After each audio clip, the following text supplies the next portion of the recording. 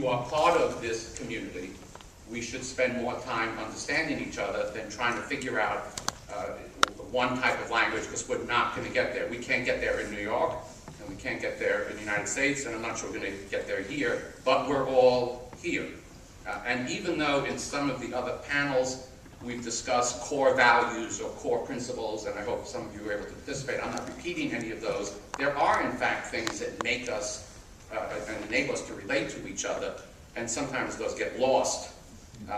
We should remember those, but again, I don't want to cover that. I instead want to discuss a few of what I think are the emerging models, building somewhat on what was just said,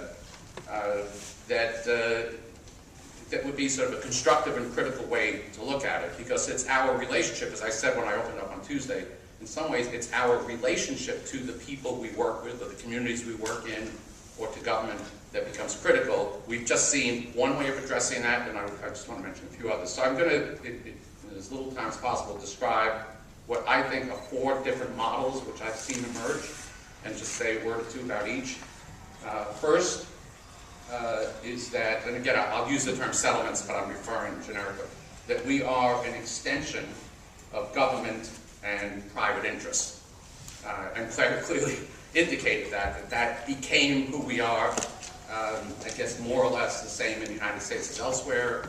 After World War II, as we went into the 50s and 60s, and government started dominating, and professionalism started dominating, that's clearly a model in many countries that we're an extension. Second is, by one definition or another, self-funded or self-directional institutions.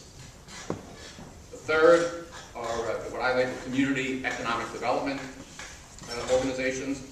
And the fourth, and I didn't have a great name for this, but the groups which have chosen to be small and nimble and immediate and independent.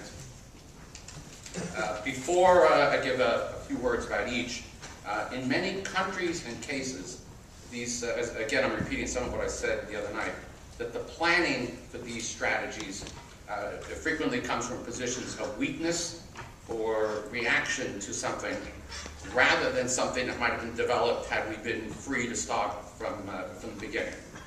So we tend frequently to operate out of weakness, not strength. Second is that in times that are tough, and I don't think there's a single country or agency here that wouldn't argue that they are suffering from economic situation around the world, that we are being creative in a time of austerity. And finally, and this is something that we've spent a lot of time on at my place, is when do we know that we have stayed with or drifted from our mission, our original mission or our evolving mission, as we work through one of these models. And clearly, I think that'll be a topic that will be covered at the locality conference, is how does mission evolve, and when do we know that we are who we wanted to be, or did we become something else? So a few words about Model 1. And what I'm doing here is not in any great length. It's stating a few characteristics, but also concerns, because again, in my role, I hear worries about these models, not just the attributes of these models. In the United States and many other countries, what it means to be the extension of government is that anywhere from 75% to 100% of your money comes from government, one level of government or another, or from other private interests which essentially operate in the same manner. So we are part of a delivery system that someone else has decided or built, even if that delivery system itself emerged out of the history of settlement houses.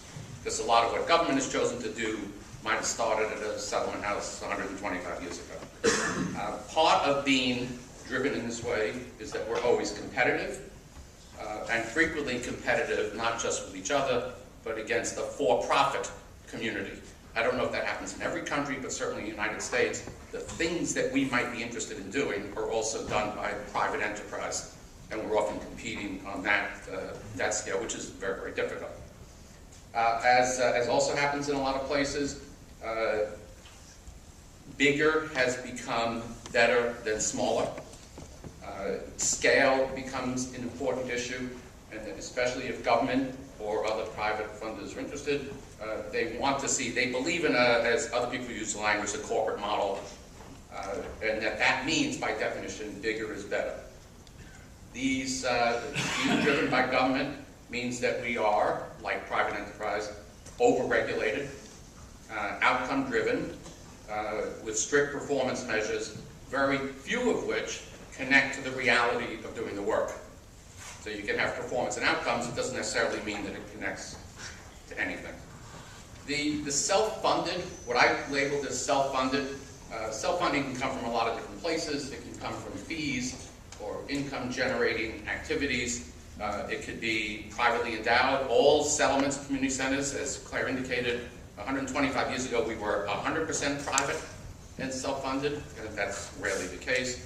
It's every executive director's dream to be entirely self-funded so that we can do exactly what we want to do. But if that happens, and again, this is what I hear, it affects the scale of what you're doing.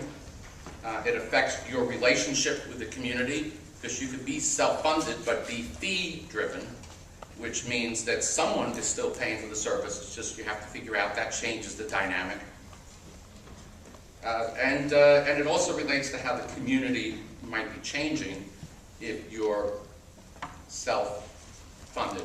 Because many of our communities have evolved or gentrified or changed in what kind of population happens to be living there.